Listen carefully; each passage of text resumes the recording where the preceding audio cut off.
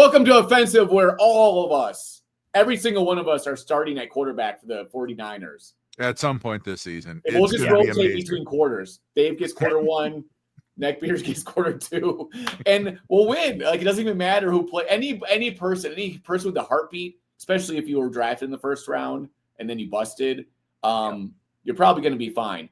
You'll get a bunch of fumbles going your way. Probably the refs will help a little bit. You'll be in like SoFi Stadium, but it'll be like 80% like 49er fans. Everything will just go your way in life. You just get traded to the Niners.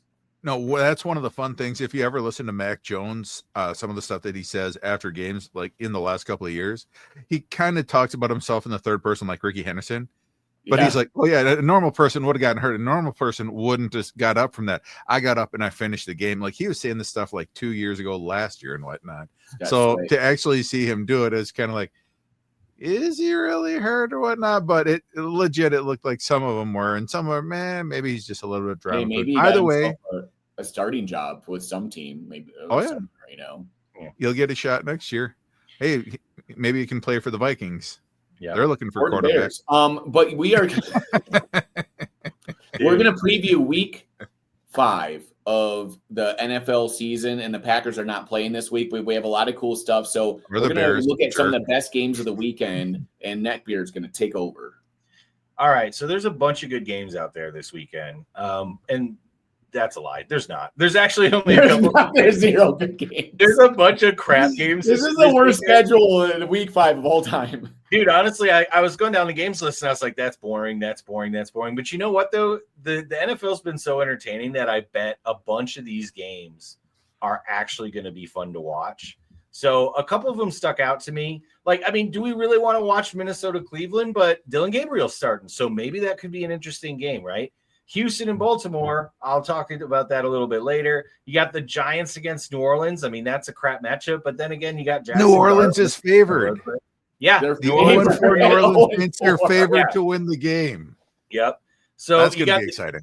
Dallas and the Jets. You got Las Vegas, Indianapolis, Miami, Carolina, Tennessee, Arizona. Ugh. Okay. There's a couple Dallas Jets out there. The Dallas may not have 4 of their offensive linemen. They're definitely without 3 of their linemen. Yeah, so I mean, they're still without 4. That could be entertaining. It's going to be ugly, but it'll be. I think they're still going to score 30. The Jets have, I think, the second worst or the most points scored against them this season, and that vaunted Aaron Glenn defense, right? Oh yeah. Hey, do you see the videos coming out of practice where he's like out there trying to knock the ball out of their arms? Because Aaron Glenn he tests every player personally. Yeah, well.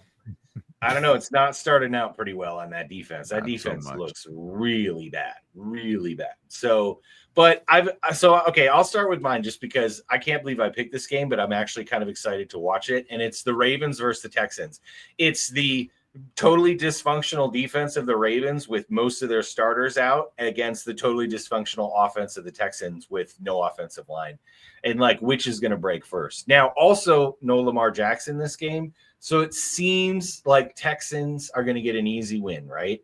But I'm telling you, I got this weird feeling about this game. It's in Baltimore, and the Texans, as good as they looked against the Titans, and as much as you assume the Ravens are going to lose this week, I have this weird feeling the Ravens are going to pull out an ugly mess of a win and maybe get a fumble in their way or a defensive turnover in their way. And I think this is actually going to be a close game. I don't think Cooper turnaround. Yeah, I don't think Cooper Kupp's a good quarterback, by the way, but he had a couple games in Dallas where he looked feasible as like an NFL backup, right? So I feel like he's going to be taking all the it's Cooper Rush. Sorry, did I say Cooper Kupp? Yeah, you said Cooper Kupp. I'm like a quarterback in high school, so maybe he could be decent in the NFL. You never know. But so Cooper Rush, had some decent games when he was the backup for Dak, and I feel like he's a feasible enough, at least option for the Ravens. Backup, yeah. So the Texans defense is good. You assume the Texans are going to go in there and walk them. But just the way this NFL season has been, I got this weird feeling the Ravens are going to win this game and win it really ugly. So I'm kind of excited to see what happens. Because if the Ravens get blown out in this game, Lamar Jackson injured or not, like I think there's a serious chance that Harbaugh, his job is like on the line. Maybe at the end of the year. Like from what I'm talking to Ravens fans who I think Harbaugh is an excellent coach, and I'm not a fan of yeah. anyone named Harbaugh, by the way. He's a top 8 coach. Yeah, but they're pretty much done with him because they can't beat the Chiefs in the playoffs. Do you know what I mean? But like he won 14 games last year. I mean, dude's a good coach. He's already won a Super Bowl. But I think maybe they need to change the scenery. Maybe that's something to do in Baltimore. But I think this game could actually be a big deal for the Ravens, and I think they might pull it out. So that's my game of the week is the Texans offensive line against the beleaguered Baltimore defense. Which one is worse at the end of the day? So and it's just crazy to see that the line is Houston with 1.5 points. Yeah, I never would have imagined to see them. No. If Lamar's playing, I think it's like 4.5 to Baltimore, right? But it was a 5 or 6 point swing when he got announced. That's what I'm thinking. So, but again, I think Baltimore still runs the ball pretty well. Their offensive line is still good. They've got some talent around them, and I actually really like Baltimore's offensive coordinator. We'll get into that later. So I'm really curious what he does this week. So yeah, that's my game of the week. All right, let's move it over to Hype. Hype, what's your game? What game do you want to watch most this week? So my game is Kansas City versus Jacksonville, and man, like Kansas City looks like they might have come back out of their shell and played a good game last week, like the old Kansas City Chiefs. It's going to be on Monday Night Football, but we're in Jacksonville, and I don't know. Jacksonville's been playing pretty good defense, and they're at home. They could win this game. Let's see who's favored right now. Kansas City's favored by 3.5. On the going away right at home. Right. Yeah, on the road. Probably partially because last week they looked pretty good.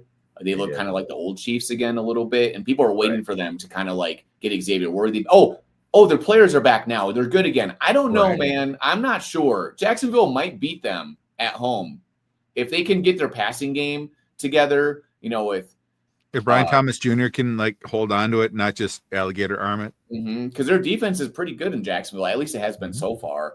And it would be really interesting if Jacksonville actually becomes like a decent team this year. I think there's a lot of raw talent there on offense, and who knows? It's kind of similar to the Packers, where like they should be better on offense maybe than sometimes they are. But what do you guys think? Do you think Jacksonville will win this game? I think Travis Hunter has a welcome to the NFL party, meaning like he gets his first touchdown or he gets his first pick or something. Because like he's been playing a little bit here and there, but he hasn't really done anything. And I feel like Travis Hunter needs to make an impact because the Chiefs still can't run the football. They've got a very good defense, but they can't run the football. When you can't run the football, you got to be a lot more aggressive. Patrick Mahomes has had to make a lot of more throws, but I mean, watching them against that beleaguered Baltimore defense, like that Baltimore defense has been so bad all year that they didn't really stand a chance against the Chiefs. The Jaguars are a different story. The Jaguars got two pretty good ends that can get to the quarterback, right? They've got decent linebackers. They've got a decent secondary. Their safeties are a bit of an issue still, but cornerback-wise, I'm pretty confident in them. So I feel like since it's in Jacksonville, it's really going to come down, can the defense make a play? And I'm hoping Travis Hunter, gets a pick six or shows up or does something because, being a top 10 pick at playing those kind of positions, like I want to see Travis Hunter do something. So I'm hoping this is his coming out party. If I had to guess who would win, I think I'd still pick Kansas City to win by field goal, pretty much the line. But I think Jaguars have absolutely a good chance. Well, they beat the Niners last week, right? And that's looking better now after we saw the Rams-Niners game. It's looking like that's even a better win than when it happened. True, but I mean, the Niners are so hard to figure out, man. Like they could be 0-5. They've played almost. It was in California. They played at the Niners Stadium, San Francisco. Yeah. So I mean, that's the thing is like when you have a team like the Jaguars that has talent on paper and they might have good stats and stuff, and they might have some good analytics, but they'll lose games because they'll make mistakes all the time, or they won't figure it out. And this is the question: can they do it? Can they keep it up and play sound football, not make mistakes? And maybe they'll be able to pull this out and grow up a little bit. But Travis Hunter specifically, people have been criticizing him a lot because his route running isn't very good. He's just doing like little like YouTube like juke moves, which don't really work in the NFL. They work in college, but not the NFL. And he needs to learn how to rerun routes properly to get open because they keep forcing the ball. So maybe he can improve that. because he has all the athleticism to do it and the ability. But at the same time, on defense, he's looked pretty sharp from what I understand. I'm not a DB guy. They're and DB, little boys running around. The fun stuff is in the trenches. But from what I understand, DB, if you just know your footwork and like know kind of what to do to play defense, he's fine. He's super athletic. Yeah, no, he's quick and like but he's played really well. And go ahead. And that's why I think that they're better off playing him on defense against Patrick Mahomes. Now that you have Xavier Worthy up, he's fast, he's a beast. Because the other wide receivers, they once upon a time they were fast, but they weren't. When they got Xavier Worthy back, all of a sudden their offense started to explode again. It started to be what I thought they were going to be. And it's going to be fun when Rice comes back because I think Andy Reid realized in the offseason we can't run the ball. We have holes in the offensive line. We're trying in new guys, but let's just try to change this game. So once we get Worthy back, once we get Rice back, we're just going to let Mahomes go back to what he used to be 4 or 5 years ago. And I think that's why Hunter is better off. Everything else on the defense looks good. The offense, Etienne's actually had a decent resurrection of his career. He's been pretty good. Yeah, big time. And so that's where I think, maybe hope they get 17 points, but focus Travis on defense. Try to win an ugly one, 17-14 at home, which is, again, tough against the cheap offense. If you want to be a really good team, you got to win ugly games. You got to win ugly. You got to find ways to win. That's why we're mad at the Packers for not winning, in tying or whatever, right? Like, you got to figure out how do we as a team figure this out together. We got to give credit to teams that do that. Chiefs have done that. The Bills have done that really well. The Ravens in a regular season, they just find ways to win.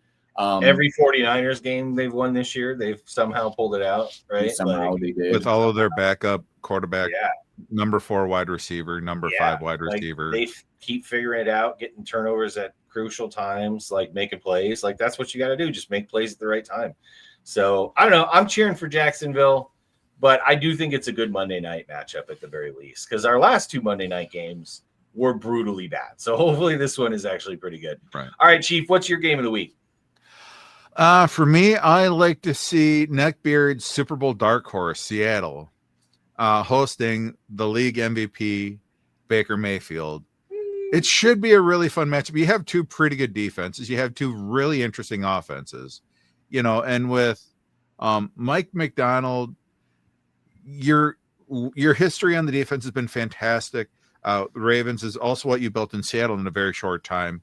And you went and you got the quarterback, and maybe you thought that he'd just be a bit of a stopgap, but you need to just trust Sam Darnold to be the quarterback that you saw last year and that he's been for you so far. Last week against Arizona, he was letting it rip, and they were moving the ball, and their offense was being great.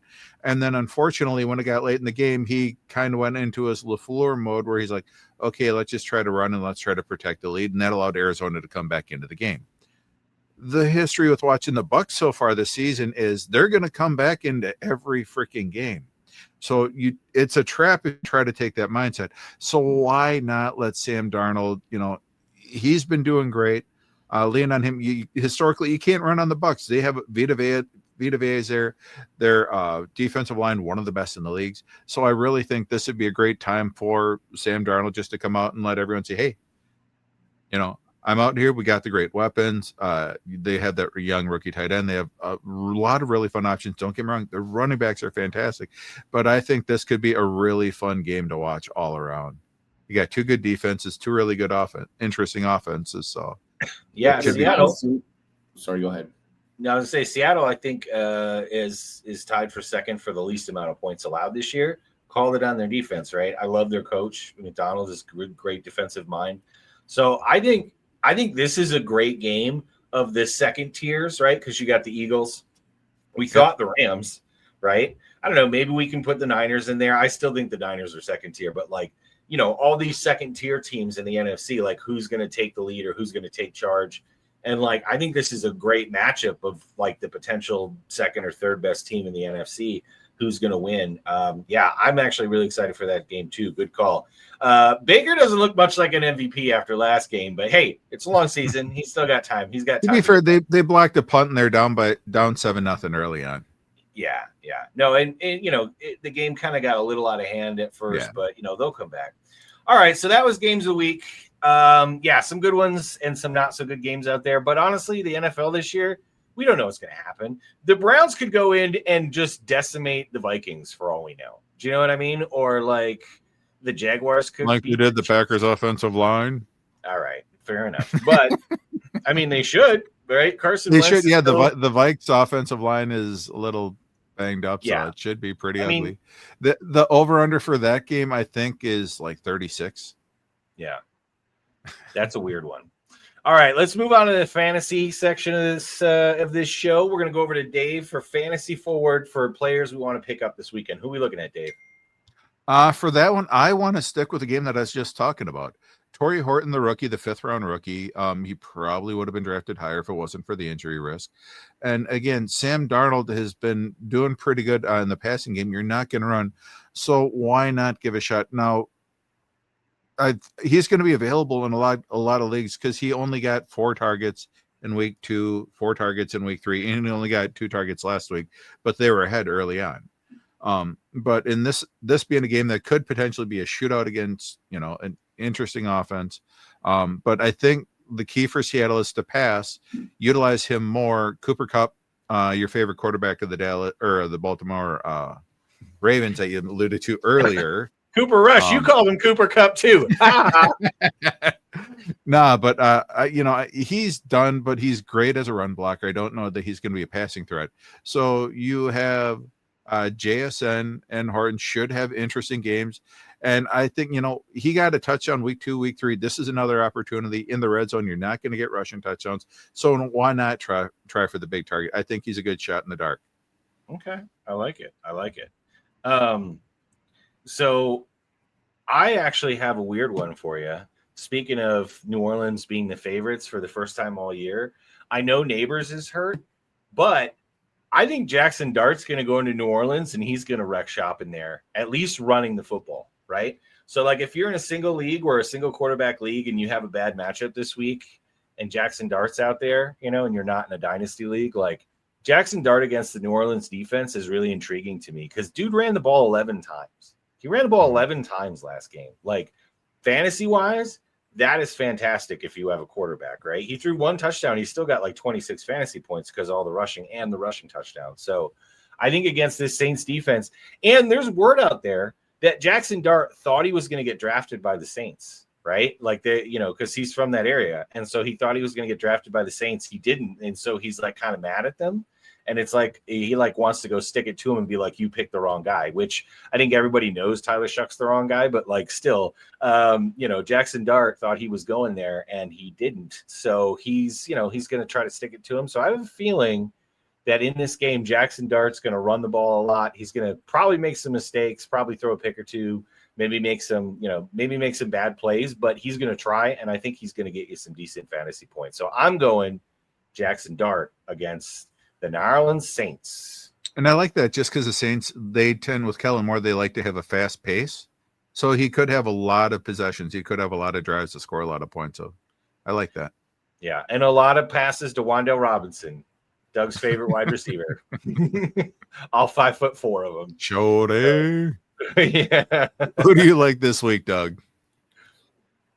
So the old homeboy, Stephon Diggs, when he's not hanging out on boats, with boats and hose and things, he is often catching touchdowns. And the beginning of the season, he started a little bit slow, but he's coming off injury. But this is the thing. They're starting to work him back in the offense. He's only been playing 50-60% of the snaps. And last week he had a PFF rating of 85, which is kind of in his range where he used to be. And the reporters say he looked good. He looked like vintage Stephon Diggs from back in the day. And I'm thinking he's playing the Bills this week, his old team. And I think there's going to be some revenge factor in. He's going to get in the ear of the team and be like, hey, throw me the ball a bunch so I can like ball out here, because he likes the spotlight and everything. So I think this will not only be a big game for him, but I think that the rest of the season, he might be a decent like wide receiver 2 in fantasy and put up some slightly decent points, even though he's in New England and stuff. But even though he's coming off this injury, it's like a good sign if you're a Stephon Diggs fan that like he's looking pretty good and he's looking like he's kind of his normal self a bit.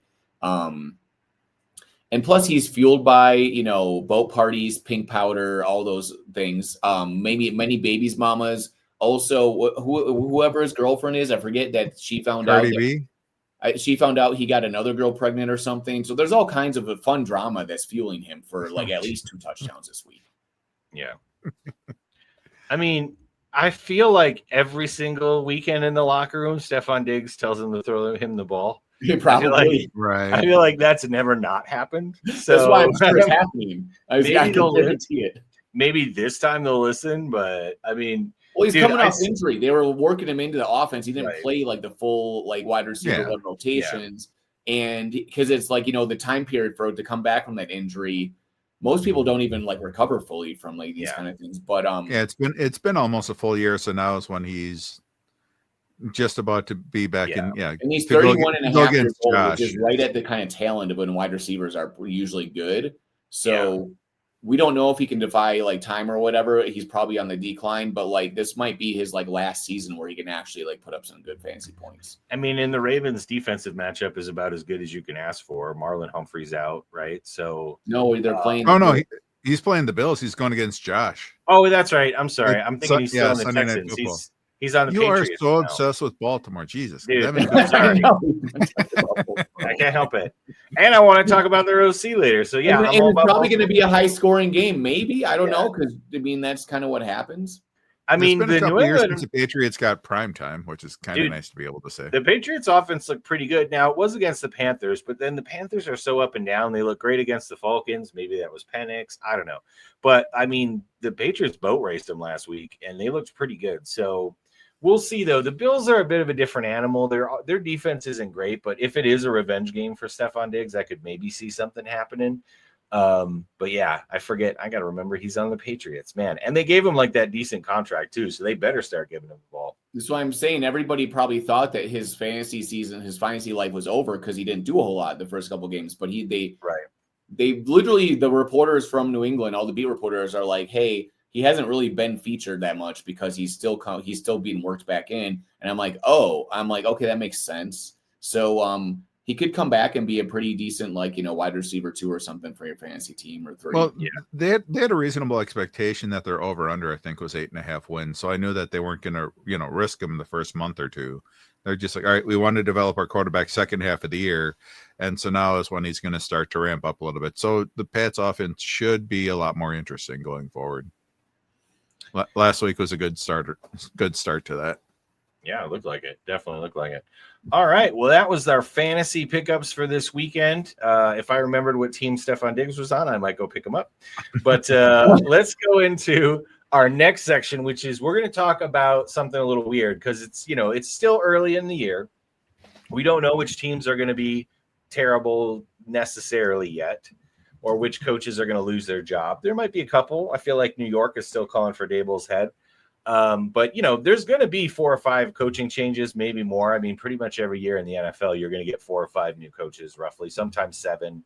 But I think it's a good time to start looking at some offensive coordinators or defensive coordinators that might be your next coach. If you're like, say, I don't know, a Dolphins fan. Sorry, Mike. Or, maybe you're I don't know. I don't think the Browns are getting rid of Stefanski, even though they're going to be terrible. But the Bengals, I mean, I know Burrow's hurt, but there's a chance that position opens up. There's a lot of potential out there. So Tennessee has a lot of potential out there. Yeah, Tennessee. Yeah, Callahan, I feel like they're done with him. I don't know if Carolina. I like Dave Canales in Carolina, actually. I think he is a good coach, but their owner, I just don't trust their owner. So if they only win like 5 games or 6 games this year, I think he might be toast. So there's a chance Jerry loses his mind and fires his coach, right, or whatever. No. I think Jerry lucked into it. Oh, I don't know if Schottenheimer's even a good coach yet. We don't even know. But just because he threw up 40 on your elite defense, don't be sour. But hold on, do we actually believe if they are a good coach, Jerry wouldn't fire them? Is that what you're trying to say? Because that's not true either. Well, no, that's the nice thing about Jerry is he tends to hold on to coaches for too long. That's true. He had Jason Garrett. Garrett should have been fired 4 years before he finally did. 100%. And McCarthy should have been fired 2 years ago after the Packers roasted him in the playoffs. So and that's one thing where you it's easy to dog Jerry because he wants the soap opera. He wants everyone to talk about him. But he Yeah. is actually, from a human standpoint, he is loyal to his guys. And For the everyone most gave part. him all sorts of crap. He said, this is the guy who I wanted all along. Nobody really believes it. They're like, oh, this is just going to be a tragic mistake. But once you see how the Cowboys offense has performed, you're like, okay, you get lucky, Jerry. So I think he is actually a decent coach. I mean, maybe a better offensive coordinator, but it's not like the Cowboys offense has been bad. When's the last time their offense has been bad, though, is my question. Like, it was really good under McCarthy, too. Don't forget that. It was the defense that was the problem last year, right? And they've got weapons everywhere. They weren't good every game. Yeah. You know what I mean? It'd be I'll give you that. But dude, Dak was like second or third in MVP voting 3 years ago. Like their offense has been good before. That's not. Well, it's because they're always playing catch up, so they get garbage points and garbage yards. Yeah, there's also that. But no, last week they're also without 2 or 3 of their offensive linemen against the Green Bay defense. True, and they didn't make any difference at all. They've resurrected the career of Javonte Williams. Everyone thought that he was left for dead as a running back, and all of a sudden he looks like what we hoped that he would be. Not quite as explosive as we hoped he'd be out of college, but he still is a very respectable running back. Yeah, actually, I think he's been one of the bigger surprises this year. Like, I think everybody knew he was good, and they were kind of confused why it didn't really take off in Denver. So I think the Cowboys offense is just a better fit for him too. Playing on turf as well. He's very much a downhill runner, right? And I think that helps him a little bit. But yeah, no, I mean, I'll give Schottenheimer credit. Like, he didn't ruin the offense. I don't know if he made it better, but like, Dak's been good for a long time. CeeDee's been good for a long time. Barry Alvarez Jr. is most underrated tight end in the NFL. And, I mean, their game against the Packers might have been their best offensive performance I've seen in a long time. That's true. Time. That was very good. They made especially with CeeDee being out. Yes, I agree. No, the coaching staff does get credit for that, but I think that was a lot of that was Dak. I think a lot of that was Dak because he was just reading the defense and making quick passes, accurate passes. Like Dak, I thought that was Dak's best game that I've seen in a very long time, honestly. So, but yeah, I'll give well too and everything. I'll give him credit. All right, well, let's get into actual coordinators though that we think could replace jobs other than Dallas. Then, how about that? So, let's see what you guys got out there. So, Hype, let's start with you. Which coordinator is on your radar to become an NFL coach next year? So I have 2 ones I want to mention, and I'll say Joe Brady from the Buffalo Bills. Like, he's been a hot coaching candidate guy too. But the question is, like, do the Buffalo Bills offense coordinators or head coaches even matter, or does just Josh Allen just make magic happen every play and just run guys over? And it doesn't even matter what you could literally call any play, and Josh Allen just figures out how to throw the ball down the field, right? So obviously that's somebody to consider, but somebody that I think will maybe get a head coaching job is potentially the Frank Smith, who's the offensive coordinator of the Dolphins, just because their head coach gets fired and he gets promoted. Well, maybe. Well, he was voted by the NFLPA or something as like the best offensive coordinator in the league. I don't even know if that means anything, but like their offense and under their head coach, what's his name? Mikey Flavors. Yeah. Yes, it's been good, but I'm just saying that, like, if they get rid of him, they might just end up promoting the offensive coordinator, and but they might just get rid of everybody. I don't know, but that's just somebody that might be a sneaky person that ends up being at least a head coach temporarily, whether it's interim or whatever. Like, they might pull a Jerry Jones, and look what happened with the Dallas. Their offense is doing decently, so that could possibly happen. Yeah, I actually like the Brady shout for the Bills because as much as like I give Daboll crap for getting his job based off of Allen, if you remember in those years, like they didn't have a great rushing attack, and I feel like Brady has kind of changed the offense to the rushing attacks a lot better again. So like I do think he does deserve some credit, but it's just I don't know if I'm jaded, but like I don't know if I would hire a Josh Allen offensive coordinator again after what I saw. Unless you have a giant 6'6" quarterback with a big arm. Yeah, true. Which you should have. You should have that. The Doug quarterback. The Doug quarterback room is all 6'6" guys. Everyone's 6'6" or taller. Yeah, you have to stand next to the Michael Jordan cutout, and if you are shorter than this, you're you cannot play in my. Hey, I'll let Michael's level. I don't want offensive coordinator. It's fine. Yeah. Okay. All right, Chief. Who do you got? What coordinators are you looking at for head coaching next season? I'm going to circle right back to something we just talked about. Clayton Adams, the offensive coordinator for Dallas. Okay. Just because of the fact that, he was an offensive line coach, so near and dear to my heart. But he came from Arizona, and he helped to bring that rush game to what it was. He made their rushing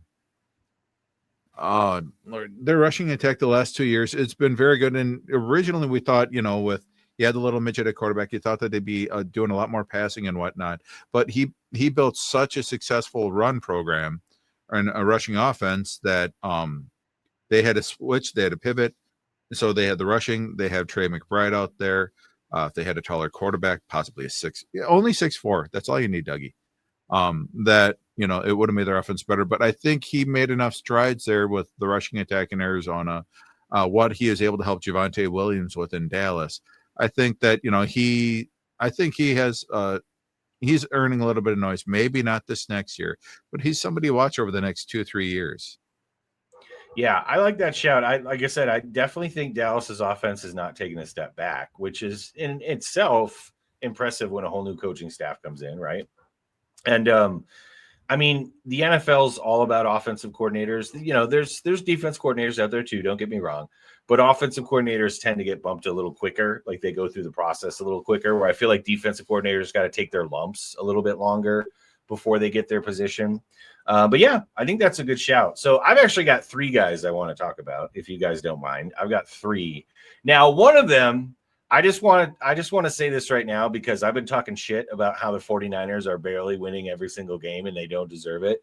But can we just admit, after watching the Jets basically be a pile of trash after Robert Saleh got fired, and this 49ers defense that lost 2 starters and has a bunch of rookies out there playing lights out, that Robert Saleh is a goddamn good coach. He's an amazing defensive coordinator. And I honestly don't think he was that bad with the Jets, guys. The Jets are cursed. And he had freaking MILF Hunter at quarterback for years. Like, what are you supposed to do with that? Do you know what I mean? And when Rodgers came in, it was a bit of a mess. But he got fired after the 5th game. I thought that was premature, if I'm being honest. I thought you had to give Saleh the whole year with Rodgers. Your team got a lot worse when he left, right? Dude, their defense fell apart. Their defense went from being elite, shutting everyone down, to all of a sudden they couldn't stop nobody. They're one of the worst defenses in the NFL right now, and it's not like they lost a ton of personnel. Do you know what I'm saying? Robert Saleh is a good motivator, and as weird as this sounds, I'm telling you right now, when Mikey Flavors when he loses his job and becomes Packers coach, which please make that happen. I think Robert Saleh is going to Miami. I think they're pulling from the San Francisco tree again, and I think they're taking Robert Saleh, and I think he will actually work in Miami. I think it's hard to do it in Miami, but I have this weird feeling that Robert Saleh they don't have the dogs down there in Miami. We talked about this the other day, not online. But Robert Saleh, he's gonna go back to New York. He's going to be the head coach of the Giants. Okay, we talked about that too. He's going to bring Mike McDonald as his offensive coordinator, and they are going to get done.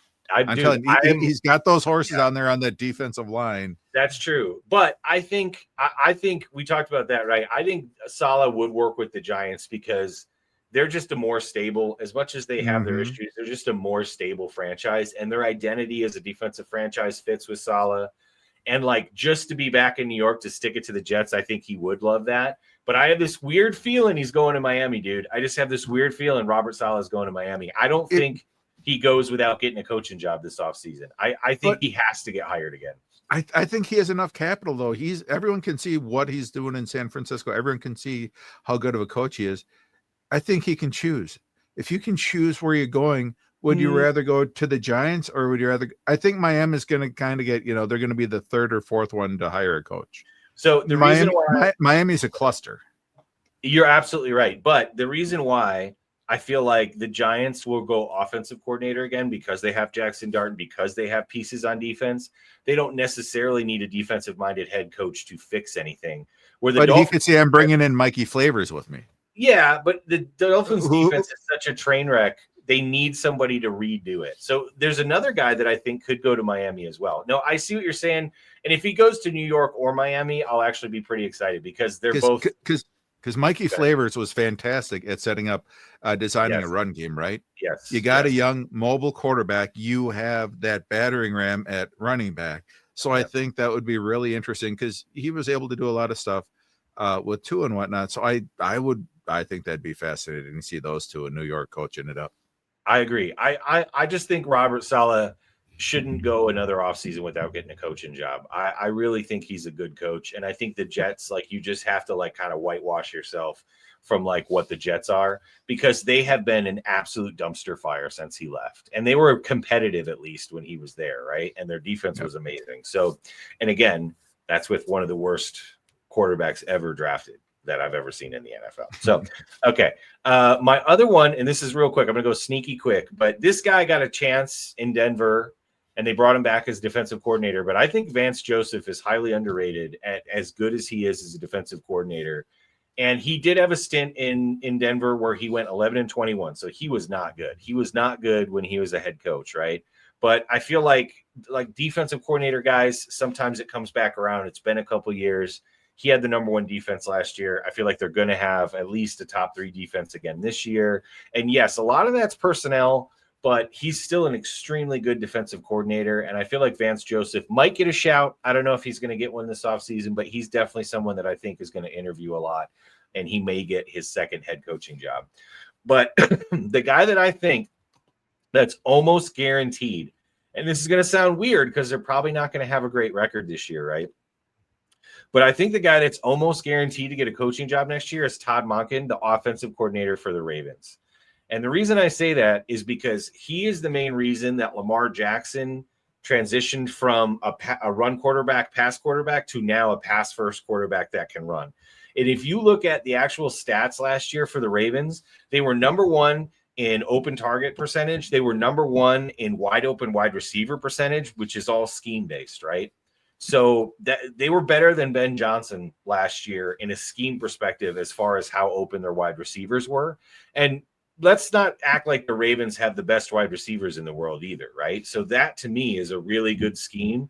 And obviously it's set up because Lamar can run, and because they could run, defenses were limited in what kind of packages they wanted to do. Mm-hmm. So I 100% know that that's part of that. But I'm just saying, if you're that good at scheming up wide open wide receivers, like, you're going to get a head coaching job at some point. And I think he is kind of underrated because not a lot of people know who he is. Not everyone just knows how good Lamar Jackson is. But let's remember, Lamar Jackson 3 years ago, people still said he was not good at throwing the ball, which is crazy. And Lamar Jackson last year had the highest quarterback rating of all time. Okay. As far as like right now, what I'm trying to say is Lamar Jackson's career quarterback rating right now at this point in his career is the highest career quarterback rating of all time. So like, he was crushing it the last 2 years under this offense. So I think this guy is 100% getting a coaching job, Tom Monken. And it could be the Ravens coaching job if Harbaugh gets kicked out of town, which seems like it's more possible than I thought at the start of the year. So those are my 3 that I think are out there, but I really hope Saleh goes to either the Giants or the Dolphins. Yeah, that's my hope. I want to see Robert Saleh get another job. Because dude, you got to be something else to survive in Miami. And I feel like Saleh could make it happen, but dude, he's going to struggle. This is the thing too. We talked about again about the Dolphins. Like, if you take the Dolphins job, you have to accept the fact that you're going to stink for 2 years and have faith enough that like, the owner's not going to fire the GM. Yeah, like fire the GM, get a new GM, rebuild it. Understand that you're stuck with Tua for 2 more years, and you're probably not going to be great because you got to rebuild the whole defense and the offensive line basically from scratch. I mean, they got 2 offensive linemen that I think are actually decent, younger guys, but and they've got 2 defensive linemen that I think are decent, but the rest of the team just probably needs an entire refresh. And you're going to stink for 2 years. So you're right, Dave. I don't know if Saleh would take that. I think the Giants are way more ready to win than the Dolphins are right now. I think they're way closer. But, it's all perspective too. So, all right, Hype, what else do we got? What else are we going to talk about tonight? We're 40 minutes into the show. We could talk about anything.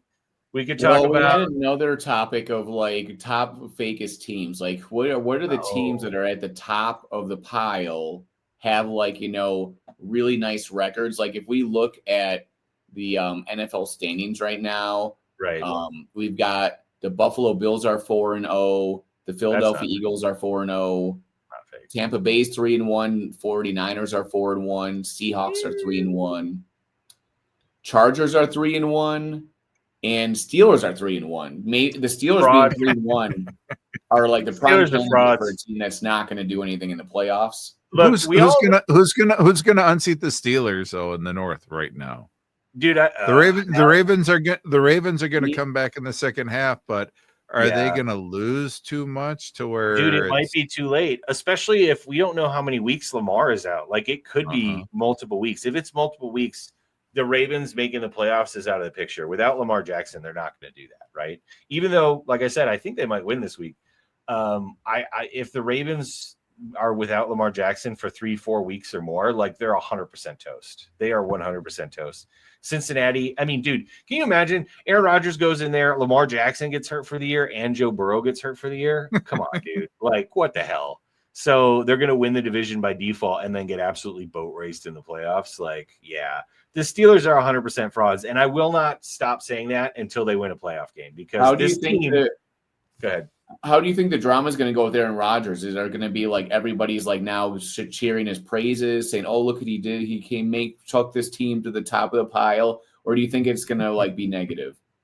No. I think honestly, Aaron Rodgers seems less crazy right now. Maybe that's just me. He seems happier. He's not in the Jets, so that's a part of it. He's married right now, so like he's in the mode where he's got someone to talk to. Yeah, maybe his new wife is like calming him down or whatever. Or like again, we all thought him playing for Tomlin was a good idea because he respects Tomlin. So like I think it's all going to be positive. I think Aaron Rodgers is going to have a good season, a fun season. I think the Steelers are going to win enough games. And then they're going to go in the playoffs. He's going to play terrible. They're going to lose, and then it's all going to fall apart because that's what happens. So and then it's going to come back next year. Maybe. Who knows? Are they going to be the number one fraud team, or that we also have the Niners, Colts? The Colts. No love. He wants me to believe in the Colts. I will not do it. I still think the Colts are frauds. I can't help it, man. I still think the Colts are frauds. I just don't believe in Daniel Jones, but I hope I'm proven wrong because I wish the kid the best. He seems like a really nice guy. They're living on a hope and a prayer right now because at any point, like when you have a team like this with a new quarterback and stuff, it's great, but like, things could fall apart at any moment, right? Like if there's a few things that pop up here and there, but who knows? Maybe they're resilient. Maybe Indiana Jones is that guy and he can make it through. But yeah, they might be number 2 on the list of like fraudulent teams at being like, near undefeated ish. I believe in their coach.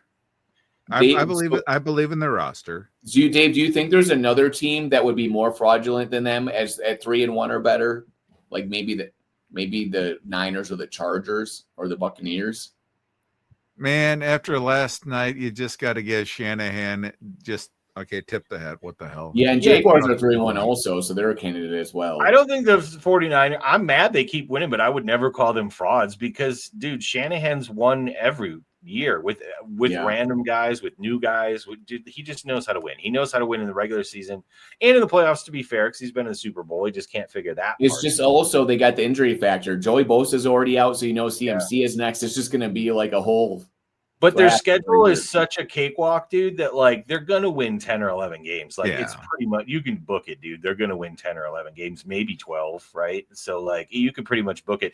Like we were saying in the beginning of the show, like they could put you in at quarterback hype and you would get 2 touchdowns, right? Like it just, the 49ers offense is just a machine. It's an absolute machine. And you just replace the parts when they break. So you think it should be Steelers, Colts, and Jags maybe, or would you think it should be? No, it's number 2. It's going to be Steelers and then Jags. Colts are not on this list of frauds. They're not on this list. What if the Jags win the division, though? I mean, yeah, the Jags are so hard to believe in because Trevor Lawrence is up and down. But, dude, I mean. But his ups are never really that far up. That's the hell of it. He's never looked that good. A lot of his analytics and whatnot, he doesn't have the elite stats ever or the elite. It's not even the elite stats. He just doesn't have the personality, the persona to where, you see he makes a play and the team gets behind it. Daniel Jones, at least, and it's ugly, but he at least has some shit out there where everyone's like, all right, he's busting his ass. Let's line up. Let's do what we can. Trevor just seems like he is one who, out of high school, I was probably the number 1 overall recruit. I went to Clemson. I remember Matthew Berry saying tank for Trevor, you want to do that. And it's just so he was supposed to be this great horse face, whatever. And he's just a horse face. So we got to give the Jags with his long mane right there. Not that I'm jealous because I'm bald. So we all think the Bucs are like a pretty good team, but their point differential is 0, and the Jags and the Colts are both good. Like Jags are plus 24, and the Colts are plus 40. So from a stat standpoint, those teams could both be better than the Buccaneers, maybe. I mean, again, the Bucs have scored one more point than the Jags.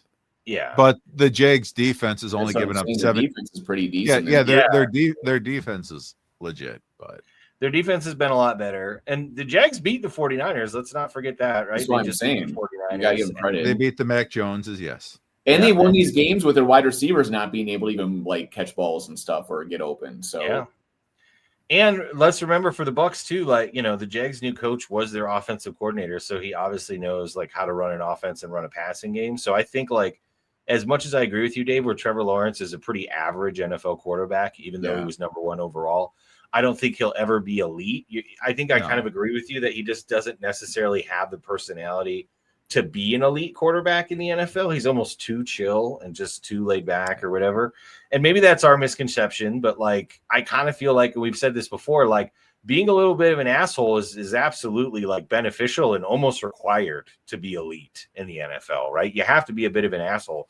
So yells at everyone during commercials at the director. Yeah, Dan Marino, best award-winning actor, Dan Marino. Hey, Dan Marino, can you say that? Hell no. Get out of my face. Yeah. Say it once and I'm out of here. I'll never forgive Dan. Laces out, Dan. Laces out. Dan, it's your fault.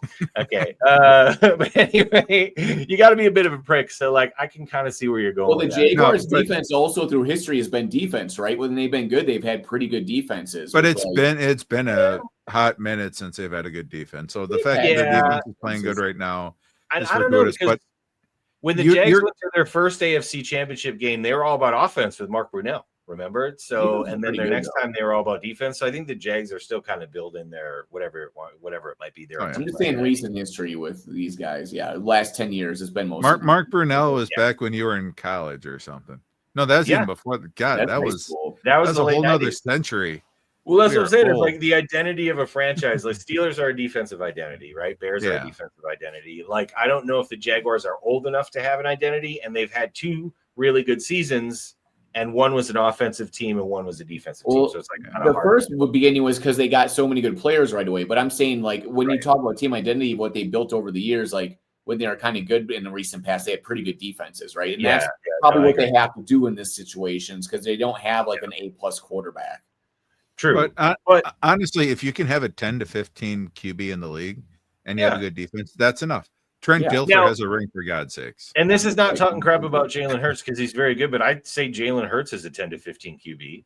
He happens to turn it up in the playoffs, but look at his passing yards this year. It's not great. Great passer, yes, but if they're running. Well, but he has other skills that lead to winning, but it also helps that he has the best offensive line usually and a really good running back and a very good defense. So all those things come into play. His wide receivers don't suck either. Yeah. So you don't necessarily have to be a top 10 QB to win in the playoffs. You just need to be around there. And if you can turn it up and have a great game or great games in a row, the 49ers are another great example. I don't care what stats you throw in front of me from Purdy or Mac Jones or anything, it's going to look exactly like Jimmy Garoppolo's stats. It's going to look exactly like Kaepernick's stats because the 49ers are a machine.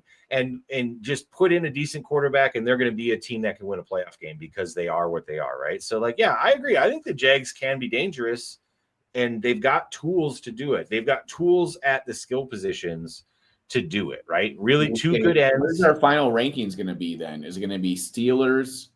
100% Steelers. Just because even though we all think they're going to make the playoffs, they're not winning a playoff game. I don't know. No, they're not that great. They have an old roster that's going to age out. Yeah. They're going to get old. They're going to get broken down by the end of the season, unfortunately. Yeah, I think so too. But I still think the Steelers will win 10 games for sure. Sure. But we're talking about real success of winning playoff games and stuff, right? Yes. So it'll be Steelers number 1 fraud. Jags and then Colts, or is Colts then Jags? I mean, wait, Colts are number 1, right, Dave? No. I know what Dave's vote is. I need to know what Darren Neckbeard's vote is. I don't think the Jags are frauds. I don't. So you think Colts are number 2 and I think it's Steelers, 3? Colts, Jags. That's me. Wow. Yeah, Steelers, Colts. I guess is that strictly based on the quarterback, or? Yeah. Well, that and the history of the quarterbacks more than anything, because I do think Steichen is a good coach, Dave. I do. I think the Colts coach is good. They do have a good number 1 cornerback, Tre'Davious Ford. Again, Xavier Rhodes sucks. Yeah. And they have an excellent running back. They got an excellent running back. But I also worry about Jonathan Taylor staying healthy. Yeah, he might get hurt. He gets hurt. He's been used so much. Like, he's at that point in his career where he's had a certain amount of carries where, like, they're just a danger all the time to get hurt. And if he goes down, that offensive engine goes in a completely different direction, right? That's fair. I like their wide receivers for the Colts, but I don't trust them, and none of them are as good as Thomas is in Jacksonville. Like, he is better than all their receivers by a mile. Okay, that's a good argument. We're going to say because Jonathan Taylor might get hurt, we're going to put the Colts and then the Jags, but then we're going to do that for reverse luck so he doesn't get hurt. There you go. Yeah, there you go. So he doesn't. We're going to reverse luck Jonathan Taylor winning the rushing title this year. And I don't want him to get hurt because I think he's the best running back in Wisconsin history. I know Dane has more yards, but I think Jonathan Taylor's a better. Yeah, Taylor, but Taylor did in like 3 seasons, not 4. Yeah. No, Taylor has the record for 3 seasons. Dane has the record for 4 because obviously he played all 4. But no, Jonathan Taylor's the best running back. And Jonathan Taylor, I think, has 2 of the top 10 all-time rushing seasons. Yes. He's the only running back I think that is in the top. Has 2 of the top 10. Yeah, I believe you're correct in that. I believe you are correct. Yeah. Yeah. I think he's the only one that has 2 of the top 2 or something. Yeah. I don't know. Yeah. And he's been an NFL leader in rushing yards as well. Like, he's an amazing player. So I do not want to see him get hurt. I do not. But that means he's also had a ton of usage, is what I'm saying. Like, he had a ton of usage in college. He had a ton of usage right when he came in the NFL. So, he's never had a break, and he's had a few injuries. So, I'm always concerned for Jonathan. He's our great Badger hope this year. Yes, because we're not watching the Badgers play football. So I'm actually going to my first Badger game in 25 years next Saturday. Oh, no. So we're going to lose to Iowa, and I'm going to be there cheering Fire Fickle with the rest of them. Yeah. Good job. We need a video of you in the stands when they're changing Fire Fickle. I mean, honestly, I know this is a quote unquote NFL channel, but let's talk about the Badgers. Can we just fire Fickle already? Can we please fire Fickle already? Please. I don't care how much we have to pay. The guy can't coach. He's got a top 20 recruiting class 3 years in a row, roughly, and he can't beat Maryland. He has a losing record. He hasn't won a bowl. He's won 1 bowl game, because he didn't even make one last year. And I'm just, it's kind of embarrassing to watch this team play. They're just poorly coached. And the Badgers used to produce an offensive lineman every other year in the first 4 rounds. They used to produce a running back every other year at least, and I don't see any hope of that. A linebacker too, as well, and a defensive lineman. Keanu Benton and TJ Watt both on the Steelers, right? Yep. If we hired Jimmy Leonard to be the head coach, we still have defensive talent. Zach Bond, nominee for Defensive Player of the Year, right? He was a Wisconsin Badger. I mean, dude, we just had so much talent, and to be fair, most of these guys weren't 5-star recruits coming out of high school either. Guys, these are guys that the Badgers coached up in their system, found talent. That's what they really, really were good at. And now it's okay, cool. So we got 17 4-star recruits, 13 of which are going to transfer out next year. Do you know what I mean? That's not sustainable. I would much rather go back to the days where we had the 40th best recruiting class and we won 9 football games than having a top 20 recruiting class and win 5 football games. Do you know what I mean? Go ahead, Doug. You look at teams like Vanderbilt who are doing great now, and they don't have an amazing roster. They're doing it because they're a good team. There are people that want to be there. They want to play hard. They built up the culture there. They built up the team, and they're doing fantastic. Yes. And then you look at the Badgers, and that's an example of the old school way of doing it, how the Badgers used to do it, where it's we're here together for us, and you might not be wanted by Alabama, but we're going to go beat Alabama. That's what the Badgers used to be with Ohio State and Penn State. Now, Fickle is literally the tip of the spear of NIL trash. He's a representation of where no one cares about anything and things just fly around and whatever. So many people transfer away from Wisconsin. 6 DBs in the last 2 years transferred out. All the best DBs on the team left, except for maybe 1 or 2 players. in the defensive backfield, and all these people leave because they don't have any allegiance to the Badgers, first of all, and of course the program is not doing well, and maybe they don't like Fickell or whatever. But the past coaches used to do what Vanderbilt's doing now. They would be like, it's us against them. If you want to be on a team like the Badgers, if you grew up a Badger fan, if you're from Wisconsin or the area, and you know that we're a running team that punches them in the mouth, and you want to be the team that goes and punches Ohio State in the mouth and takes them down and be a proud Badger, we want you on this team. And that is gone. We don't have that anymore at the school, and that is extremely sad because that wipes out like 40 years of that being built by Barry Alvarez, who since 1992, 93 was our first Rose Bowl, so 92 was the first good season. Yeah, and he took over in 1990, I believe, and had 2 bad seasons. So it's like 35 years or something. Since 1990. So we're basically talking about 3.5 decades. Yeah, 3.5 decades of successful football. There was a season or two here or there where we weren't good, but we had the record for most consecutive bowl seasons, right? And we're talking like over Ohio State and over Florida State and over USC. Do you know what I'm saying? Like we were the most consistent program in college football. And we had at one point we had the most players in the NFL for like 5 years in a row. I don't think that's true at all. No, we did. We had a spat where we had the most players in the NFL rosters of any team in college. No, we did not. No, because Alabama at any point had like 100, and we never had that many. Like, no, that cannot be true. I think our best in any one year would have been like 4 were taken in the draft from us. No. He's saying like active in the NFL, Dave. So there was like 20. There was like 20 active. There was a time where there was like 18 active Badgers, but dude, at that time there was like 30. You spent too much time on Mifflin Street in that given year when that happened, so it may not be. I believe that stat was true in the NHL at one point. Shout out to Mifflin Street, by the way. Yes, Mifflin Street. All right, here, let me say this too. Like, I am all about NIL in the sense that, like, I'm tired of colleges taking advantage of kids and, like, doing illegal stuff and giving them money and Ron Dane driving around in his giant Cadillac. And, like, we all know what's going on, right? So, like, I like that NIL is there. And I know it's a little bit flawed and I know it's not a perfect system, but we need to figure out how to fix it. And I feel like over the next 5 to 10 years, they're going to find a better way to fix it. So I'm not trying to blame NIL for any of this whatsoever, because in this day and age, recruiting is still the most important thing in college football. Let's be completely honest, right? It is the most important thing. But recruiting for like the top 10 to 15 programs is massive when they're playing each other and they're playing bad teams. But for the Badgers, who have been kind of on the outside of that, looking in for a while, trying to be one of those top 15 programs, right? Trying to be a program that can make the college football playoffs. Like, coaching is more important for the 16 through 50 teams that don't have this kind of recruiting like Georgia does or like Texas does. Do you know what I mean? Like, we're never going to recruit like Georgia. We're never going to recruit like Texas or USC or Ohio State or even Michigan. Do you know what I mean? We're always going to be at best, a 10 to 25 recruiting class, right? And but you want to know one thing that drove me crazy? What? Brett Bielema could recruit like nobody's business. He got all of the talent, but he could never coach it up. But he still managed to recruit. But at least he still looked a hell of a lot better in Fickell. Yes. Illinois looks good. Yeah, they do look good. No, he's done a good job in Illinois. He's absolutely done a good job. I will not take that away from him at all. He's a good coach. He's not a great coach, though, which is why he has a terrible bowl record also, by the way.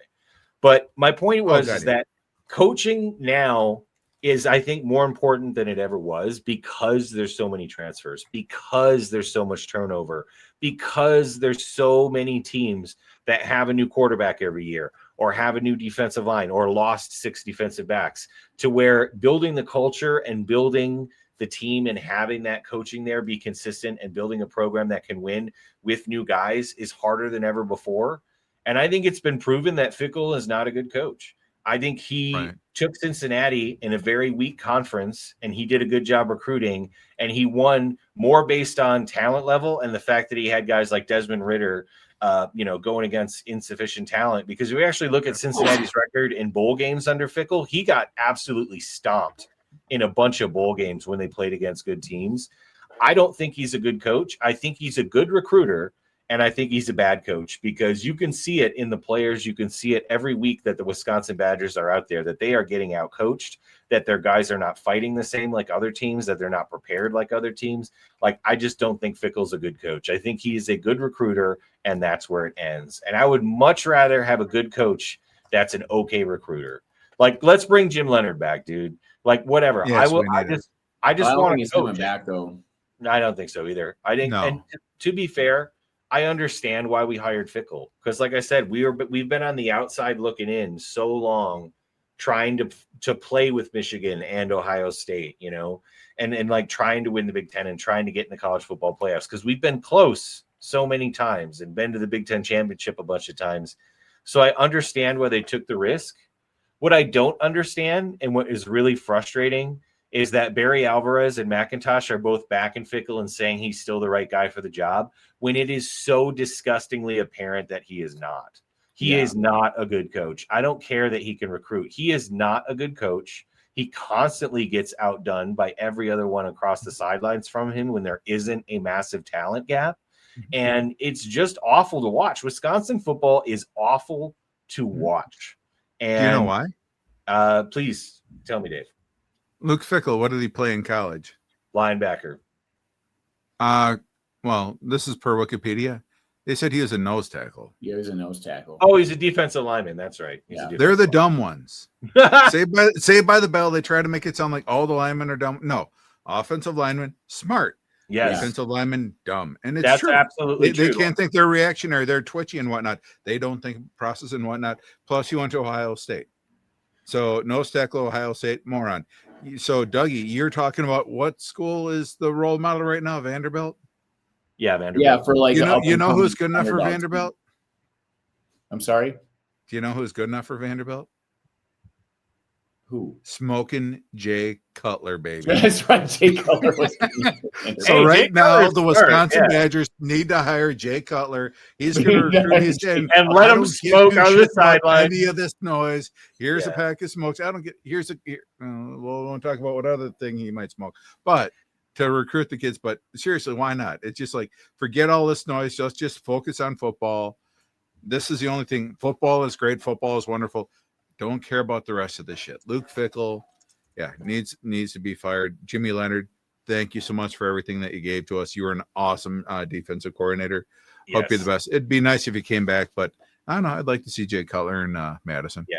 No, let's get James Franklin from Penn State. He's a good coach. Oh, God, yes. He can't help it that Drew Allar is massively overrated and terrible. Drew Allar is terrible, and maybe you can blame Franklin for not like elevating Allar to the next level. But I've always thought Allar was overrated from the beginning, just because he's got a strong arm and he's a big kid. Like he's not a great quarterback, and I think that's showing. And I think Franklin got the brunt of it this year because the expectations for Penn State were so high, and they haven't looked great. But dude, he's been a fantastic coach for Penn State. Like anyone who says any different isn't paying attention. But to Penn State's credit, if they feel like he's not the guy to take them to the national championship level, which is their expectations, the Badgers pretend like it is or want it to be, they made this decision and they're going to pay for it. And like, go get some NIL money, dude, like go get some money for the Badgers. Let's get Franklin in there. Let's get somebody that's like a real coach and get shout out to Big Cat, even though he's a Bears fan, but he's the biggest Badger backer that exists. And alumni, baby. Alumni. He said on his show that he is going to call anybody on the phone that's a Badger alumni, millionaires, billionaires, the founder of Temu, whoever it is, to get some NIL from the Badgers. That would be nice if that would happen because, like, the thing is that's the problem is that, like, you say that Fickell's doing maybe a decent job of recruiting, but he's not being able to develop the people or whatever. I don't know, whatever the problem is. But the thing is, when you're a head coach that people believe in, NIL money will show up. The freaking founder of Temu that's worth like $20 billion will show up and give you money for the team. But when they don't believe in you and they think you're a joke, like they're not going to give you NIL money. Yeah. So I agree. Big Cat, good job. And if you guys learned anything today, it's give money to Badger football. Thanks, everybody. Like us.